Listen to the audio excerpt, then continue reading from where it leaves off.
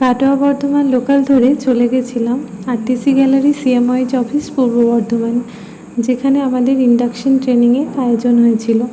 তো এই ট্রেনিংটা আমরা জয়েন করার 1 বছর পরে পাচ্ছি। যাই হোক, তো এখানে তারই প্রস্তুতি পর্ব চলছিল।